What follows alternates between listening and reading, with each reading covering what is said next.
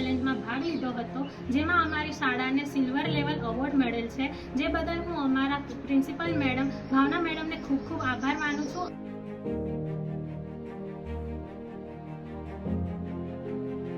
સૌપ્રથમ તો મેં દરેક વિદ્યાર્થીની મદદ લીધી, તેમની પાસેથી મેં ઓર્ડર લીધા.